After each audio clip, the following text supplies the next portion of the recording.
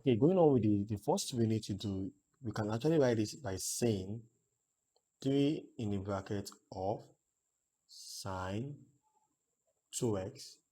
So when we go on with this, we are going to have that. We are going to have that 3. So let's find a way we use chain rule to solve this, because we see that we have 2x and we have sine. So this is what we call function of function. And how do you apply this? I'll teach you a shortcut at which we can use chain rule. Now the shortcut is that firstly derive 2x. If you derive 2x, you're going to have it as 2. Now you multiply by the derivative of sine. The derivative of sine is cosine, that's cos. Then you write that again, that's 2x. So when we try to multiply this, we're going to have it as 6 cos 2x. 6 cos 2x. So in this case, these are dy ds. Now trying the second derivative, meaning that we are going to derive this again. Recall I said if you are doing the second derivative, it means you are going to derive the first derivative, which is dy ds. And when we try to derive the fourth derivative, we're going to turn to the square y all over the s squared. So let's say we can derive this the second time. We can try to separate it by saying 6, then applying chain rule again.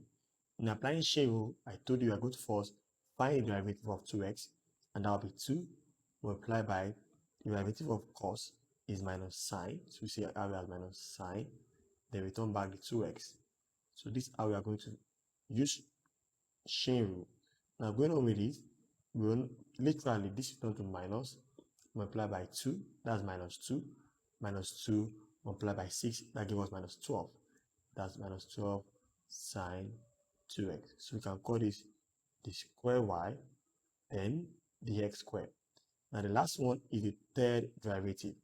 For the third derivative, we have it as d over dx in bracket the square y over the x squared.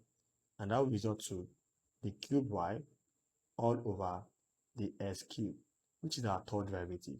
So in our third derivative, at first we are going to have this as minus 12. So we bring outside, then in bracket of, so the first we do again using our chain rule, find the derivative of 2x, and that will give us 2. Then multiply by the derivative of sine, that will give us cosine, which is cos. Then return back your 2x.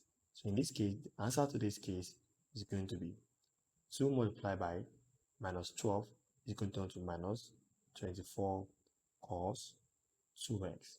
So that's the cube y all over the x cube.